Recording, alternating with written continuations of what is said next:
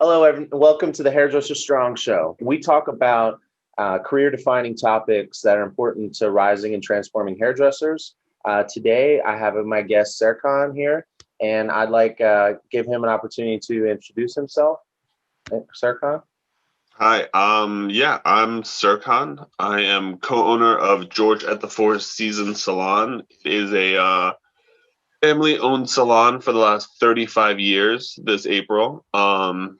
We're Nice. located in Georgetown in Washington, D.C. And yeah, we are just a regular old salon. Yeah. Well, he's being humble. It's one of the longest running salons in DC, Yeah. and it's considered one of the top. Yeah, we're located in the Four Seasons Hotel. I've been there for about 17 years this August, which is crazy Nice. to have been there. I was lucky enough I started my career there assisting my father and my older brother, and now like have become co-owner with them and everything. So it's pretty amazing. Yeah, that's an awesome story. I love that. Yeah. Awesome. Okay, cool. Well, let's jump right in. All right. So why don't you tell us a little bit about your hiring practice? At George's, the Four Seasons, are you hiring season stylists or rising stylists or both? We we do both. If I have a preference, it's always going to be with the rising stylist. Okay. Um, Mostly I love mentoring and teaching. That's more of my passion and stuff like that. So I prefer to have that. I think sometimes when you hire seasoned hairdressers,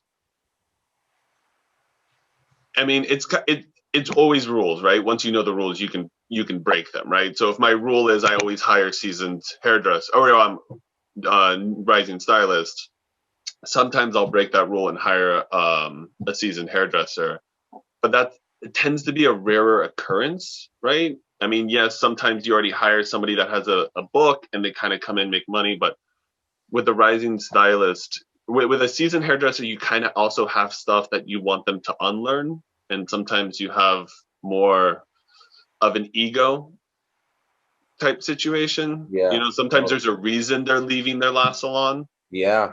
Yeah, Um, absolutely.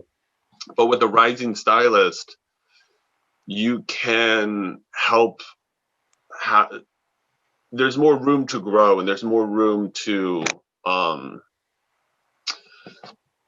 for them to be it's easier for them to become part of the team, I think, when there's not a lot of bad habits formed and Yeah. bad experiences had in the industry, so to say. Yeah, when you hire a seasoned stylist, you're also taking on all of their habits and Yeah.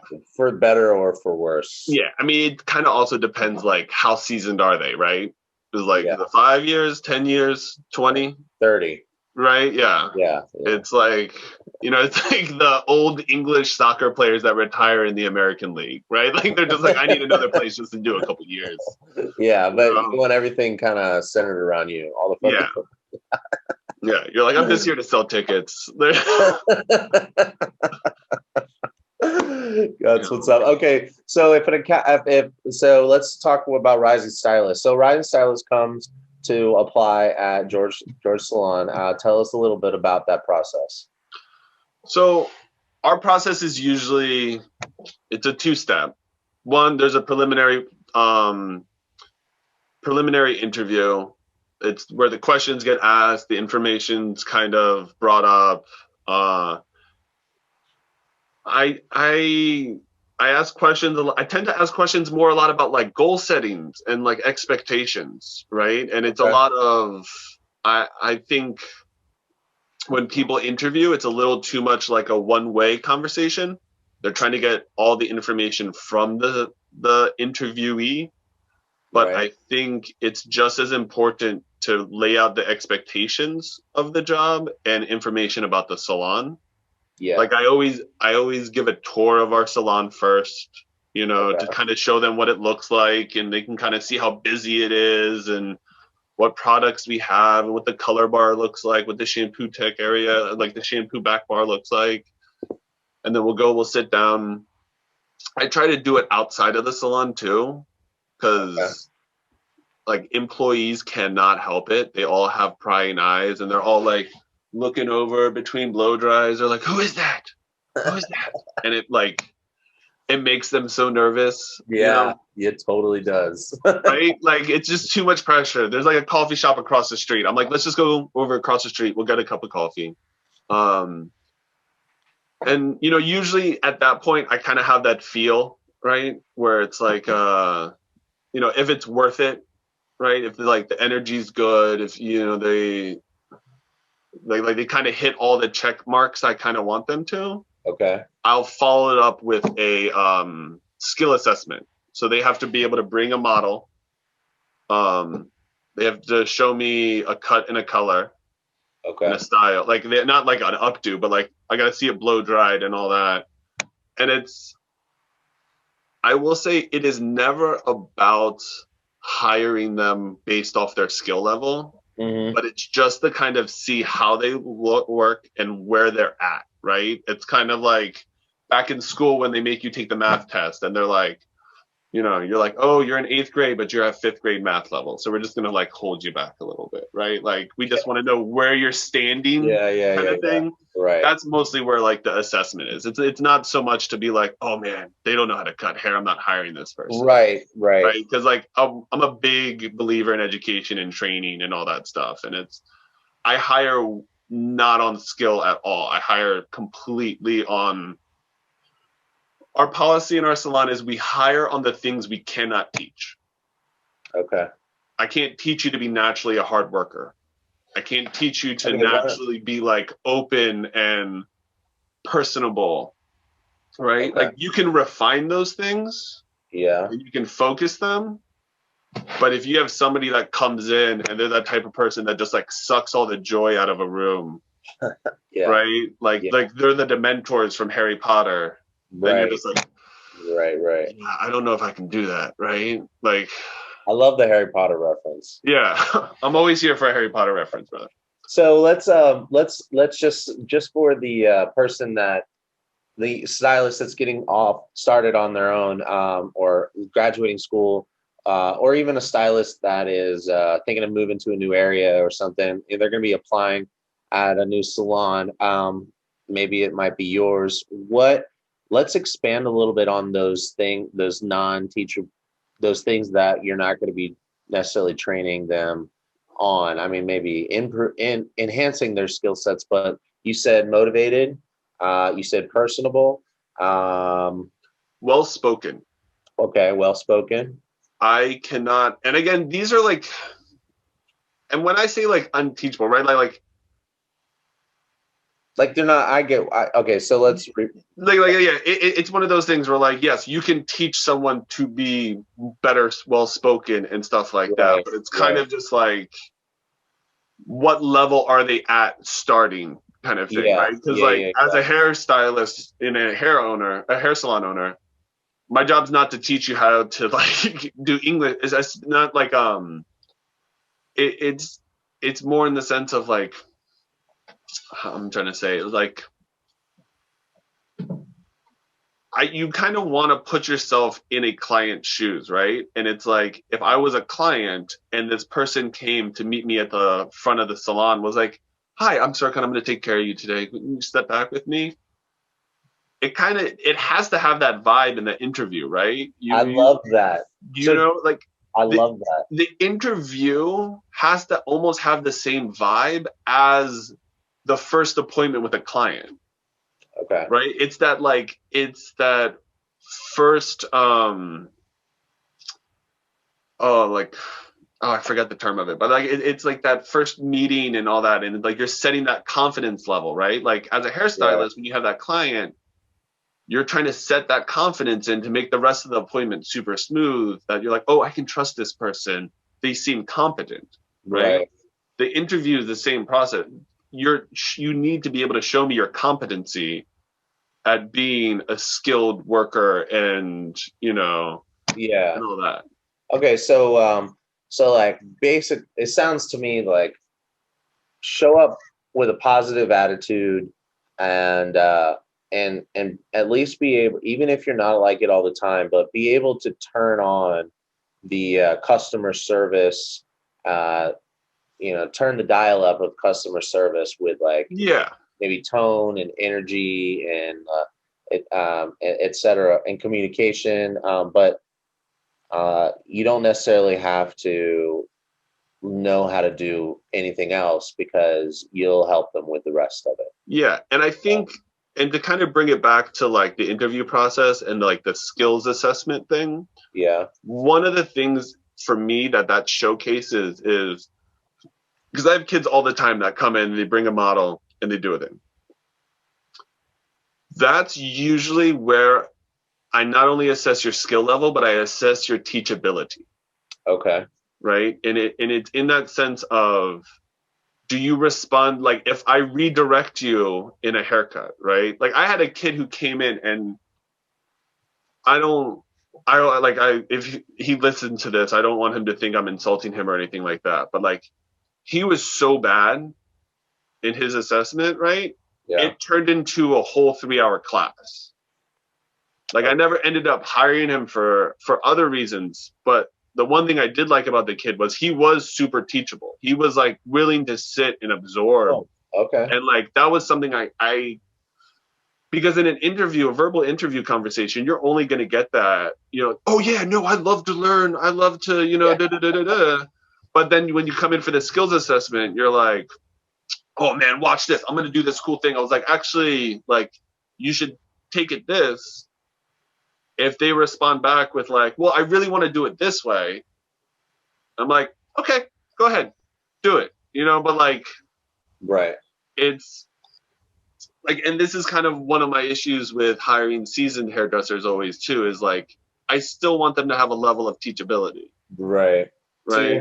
you're hoping with a rising stylist, there's going to still be teachable. Yeah. And And I mean so, you have two different starting points on teachability, but it's more, I think teachability goes into ego a little bit. yeah. Whereas like that seasoned hairdresser, they're like, oh no, trust me, I know how to do a highlight. And it's like the placement from like 1989, and you're like, Right.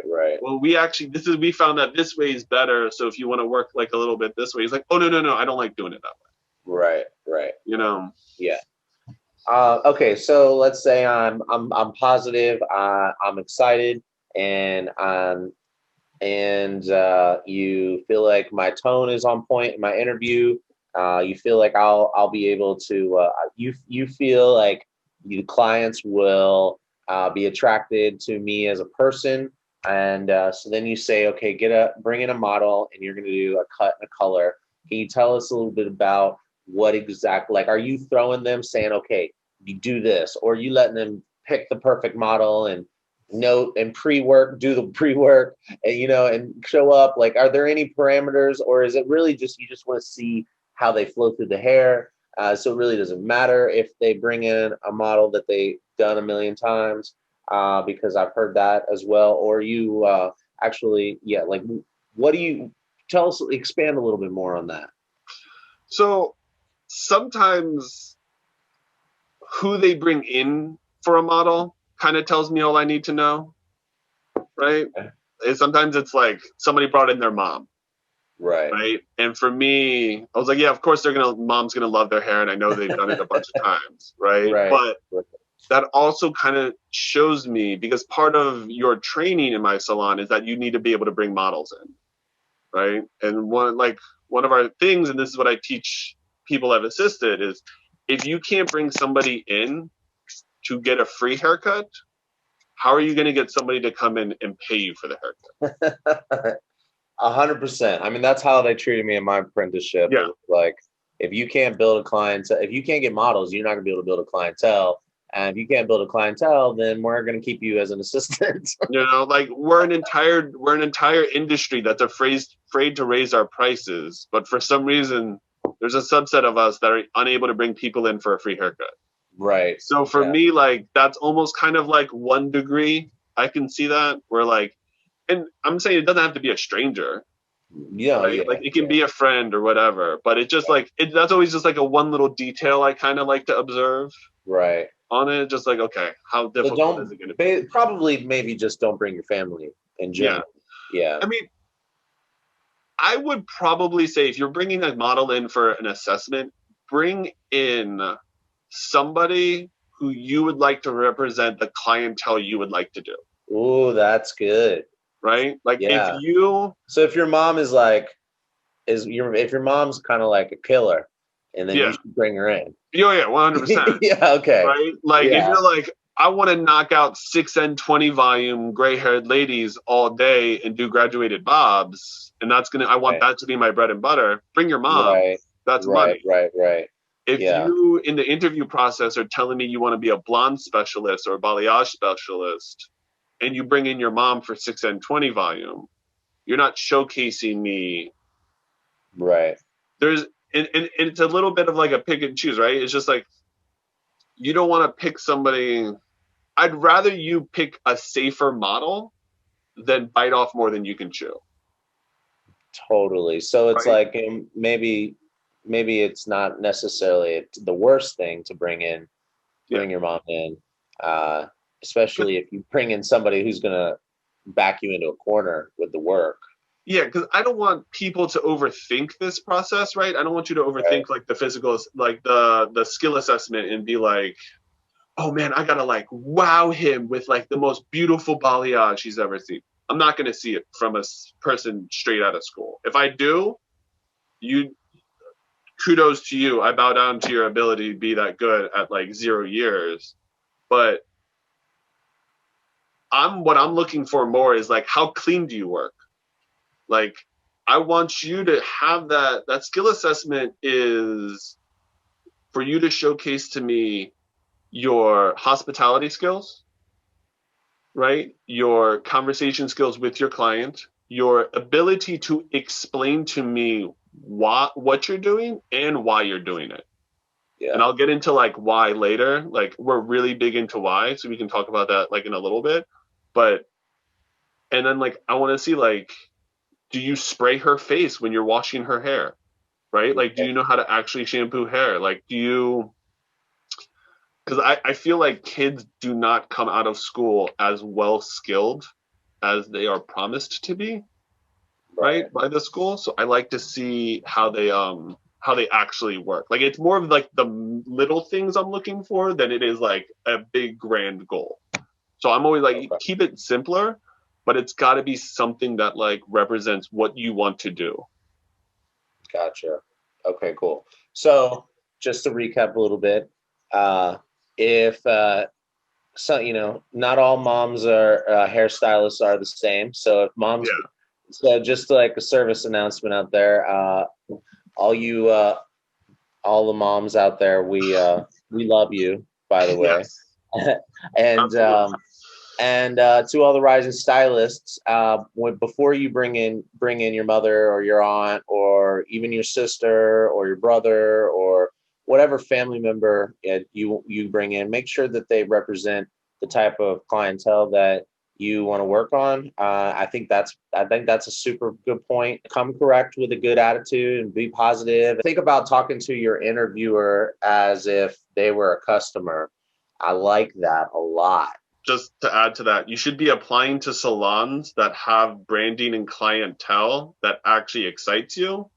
So Totally. if you do want to be like, if you want to razor cut shags and, do bleach outs all day, and the salon is known for like old lady hair, it might not be the place to go seek inspiration and start off your career. Right. And I think that's super important too. Like Yeah. do your homework. Okay, so Yeah.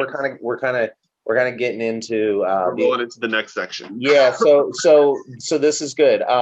So we understand your process. I think we understand what you're looking for in an applicant. And let's see, what do you think rising stylists are looking for, and why do they choose you? I'm a big believer, especially with this new generation of kids coming out of school, is sitting down and having a career path for them. And in the sense of being like, I'm talking about a literal sheet of paper where it's like, this is our starting point. This is the end point of your assistantship, apprenticeship, whatever. These are the checkpoints we need to hit. This can take 6 months. This could take 3 years. It depends on you and your ability to adapt, learn, and all that stuff. So, Okay, cool. and I think having that is really clear to like the Gen Zers or whatever generation's coming out of beauty school right now, because I think it helps them. I think it's taking that big goal and subdividing it into mini goals, right? Yeah. And I think it kind of helps them like move forward and keep track. I think it also helps you as an owner be more responsible over this person, because it's so easy as an owner and as a teacher and a mentor and all that, still working 5 days behind the chair. You're Yeah, probably totally. also owning the salon. So you have another plethora of responsibility. You're juggling a lot of balls. So having that career path is just like regular meetings of like, okay, cool. You know what? We haven't had you bring a model in. Let's bring a model in yet right now, and let's do these haircuts, or let's work on these mannequin heads. Yeah, that's actually something that some of those young stylists I've talked to have said is they want that clear pathway for their career And given to them when they walk through the door, basically. and I think because one of the problems too, and I feel like this is like always the horror story, and this is why so many people. I think this is why suites are really popular right now with kids straight out of school and stuff. Is that there are horror stories of assistantships and being sold false goods, right? Like, and it's Big like, time. oh, we're gonna train you. We do all this education, and you're gonna be a rock star hairdresser. And then all of a sudden, that person's just doing a crap ton of blow dries for this person, and they haven't even taken a mannequin head out in like 3-4 months, Yeah, right? Let alone like doing an actual model, right. right? Or my favorite is always the like, they just get shoved kid cuts all day, Yeah. right? They're like, oh, the stylist is like, yeah, no, it's okay. Is it okay if I don't cut Jimmy's hair? So and so can cut Jimmy's hair, Yeah. right? I don't really have time. All of a sudden, you become like the kid stylist in the salon, Yeah. right? So there are horror stories of that, and like there are places that don't deliver, unfortunately, right? Right. But there are definitely places that do, and like my place, we love teaching, we love mentoring, we love taking care of those assistants and helping them out. And I mean, we have people that still trained under my dad still working for us like 10, 15 years later. Nice. And I think that's one of the things that like rising stylists see when they come to work in our salon. Let's say you're in an assistantship where, right, like a year assistantship. If you check back with another student that went straight into working in a Bubbles or in a salon suite or whatever, and checked on them a year later, I guarantee you're going to be making way more money than them.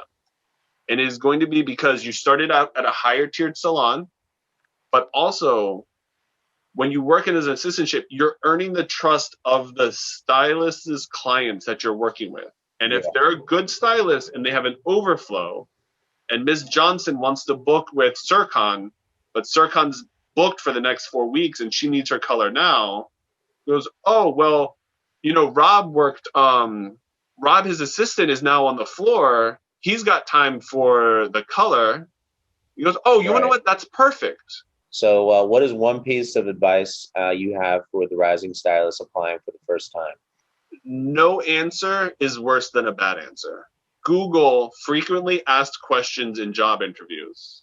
Yeah. Look at all those questions, practice and write down answers to those, and get familiar Totally. with them, and have kind of, you don't need to like memorize them verbatim. So if they get asked, but just think about those questions and what your answers would be to those questions. So That's good. Okay. So, what is one piece of advice for an owner or manager looking to attract good talent? I I think, and to kind of talk about like our, we've previously have talked about like salon suites versus salons and stuff like that. And I think right now it's more important than ever that as an owner, you're adding value to stylists wanting to be part of your team. Yeah. So take a little time to sit down if you haven't already. and put together some information on paper that that explains your business. Maybe open up a little bit about compensation, where the money goes, Yes. And a clear and the clearly define what the expectations of this person you're hiring, so that they know what they're getting into. Yeah, like, do you have health insurance? Do you have Brilliant. 401k? Like, talk about those things. And like, sometimes it's a little one way, right? Like, they're auditioning for you. Right. But the problem is, if you're not open and explain to you how the salon is, they'll interview because they're so hungry and they come work for you. But then 3 months down the road, they're like, this isn't what I thought it was. Right. And it's because we didn't take the time to explain it to them. I'd rather nip it in the bud in the interview than 6 months wasted time later. Totally. Because then you got to deal with doing that all over again. Yeah. Yeah, I think that's really good. Oh, you know what? While we're before we wrap it up, there was one thing that came up with young stylists I didn't touch on in the earlier part of this conversation was compensation. Do you so when you compensate? So as a rising stylist, I come in, I get the job, I come in with the right attitude. You can see the drive, my communication skills. I'm teachable. I brought in a model that represents me in the work that I want to do, which is also the type of work that coincides with the salon because I've done my homework before I applied, etc. Now the question is, what am I getting paid, and at what point in time does that compensation change? More often than not, you get paid minimum wage, right? So you're getting paid about $15 an hour in our salon. Yeah. And your first raise isn't even from us, really. It's more from the fact that when you when you become an assistant with us, the first two things we kind of get you nailed down on is single process applications and blow dries, right? We're really big in blow dries are the first thing we teach you, because at the end of the day, you can do the most perfect haircut or the most perfect color, but if you can't style it right, it still looks like crap. Yeah.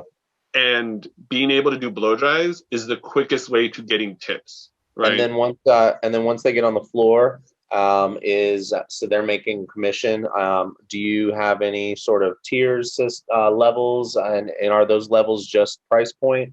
Are they also does the commission move at all, or is that done on a case by case basis? We don't have a system, like a level system in our salon. Okay.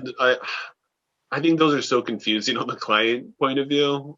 So that's a good point to some young stylists. Like, if you're looking at a salon to work at and they don't have a level system, that means you go from assistant to the same level as everybody else. So you're gonna basically jump past all the way up to like senior master stylist level, at least in price point and commission. And I would that's a really good point to think about. Like, if someone says like, hey, it's going to be 2 years, but you're going to leapfrog over the junior levels. Yes. So like maybe that 2 years assisting training will be worth it. Cool. All right. Well, I like to wrap up each interview with a laugh, asking people to share an embarrassing moment in the salon or behind the chair. Do you have one that you'd like to share with us? I do. And I will tell you, and this is for all the junior stylists and assistants working out, and it was my biggest colossal F up as an assistant ever. And I was assisting my older brother, who's like a master colorist, awesome dude. And he's known for his redheads and he's known for his highlights. So he's got a lot of blondes and redheads. He had two getting shampooed at the same time, and he asked me to mix the glazes. And I mixed up which glaze went to which client. Oh, no. Which for the redhead didn't matter because it was like a level 10 glaze on like a level 6 copper. Okay. But unfortunately, the level 10 blonde got a level 6 copper glaze. Oh no. And so I just want you to know that those colossal F-ups happen. And they suck. And I can't even tell you. Like, you're laughing now, Rob. Oh, man. I had tears in my eyes. I bet. Yeah. Yeah, I'm sure it wasn't funny in the moment. I think that was a color correction that went on well into the night. Wow. And the coolest part is she was still a client, and I even did her hair for a little while after becoming Wow. an assistant. Nice. Right? So you cannot, as bad as it gets and as colossal of a F up as it gets, it's scary. You have to remember that's the beauty of being an assistant, is that you have somebody in a support system to fall back on to help you in that moment. Because if Right. that happened to you in a suite and you're by yourself, Yeah. they're going to be like, yeah, good luck, dude. You'd be like, oh, we're just gonna do a little treatment. Yeah. You're like, you just sit in the bowl. Wait, Just sit so in hold the on, bowl hold for a on. hot second. I'm going to. I gotta. Let's just 1 second. So you put the level 6 copper on the level 10 blonde, So and then do you walk away and come back and or do you see it changing and you get it off, or like it was one of those points where like I mixed the two, and shades EQ, right? Yeah. Like it doesn't matter what you mix, it looks red in the bottle. Yeah. Okay. Right. And I was just getting cocky as all hell, and I just it's like, okay, glaze A, glaze B, and then the shampoo techs were doing the shampooing. Okay. And so I went to go deliver them, and I've mixed up which ones I was holding in which hands. Oh. And so I think it was my brother, because his station was very close to the shampoo bowls, and he was in mid highlight, and he just looked over, and I think the client was sitting up, and this was back in the day with Blackberries. Okay. So she's on her Blackberry, she sits up, and he just looks over, and I think it's just pink. Oh no. Wash her hair now. It was like, go wash her hair right now. I was like, what's going on? She goes, wash his fucking hair. Like there wasn't even a hiding it factor. He was he did the math. It was like Sherlock Holmes. He had the formulas rotating, and he's like, I already know everything I need to do. Go wash her hair. We're going to start it now. Oh my goodness. Yeah. It was wash her hair with clarifying and scrub the shit out of it to see what comes out, and then just bring her back and start drying her hair so I can just put on whatever I got to put on. Oh, did you get her back to blonde, or is she a little? Oh, we got her back to blonde. Yeah. Yeah. No, yeah. It was okay. It was I would say the glaze was on there for a minute. So it was she looked more strawberry blonde, but she was an ashy blonde. Oh, okay. So it was I mean, you can imagine now, with how ashy blondes are getting the last couple years, right? Imagine if you made one strawberry blonde. It would take a lot to get it out of it. It would take probably more than one appointment, but probably yeah. I couldn't have picked cooler clients to do it to, right? Yes. In the sense of that matters. Yes. Yes. So much. But yeah, that's my little story and little lesson to assistants that okay, that's a good one. Those moments you're very glad you're assisting, and you're very glad there's somebody there to walk you through that. 100%. Yeah. All right. Well, thank you very much, everybody, for watching the show. Thank you, Serkan, for being my guest on this show. And I think that there's going to be a lot of people getting a lot out of this. So. Yeah, no, anytime. And for any rising stylists that are listening to this, we are looking for an assistant right now. So there you go. So I'll make sure to tag you and the salon, and when I post this, and anybody can reach out directly to Serkan or to George with Four Seasons. You can also reach out to me, and I can forward you them if you'd like to do it that way as well. Absolutely. All right. Well, thank you very much, and talk to you next time. All right, brother. You have a good one, man.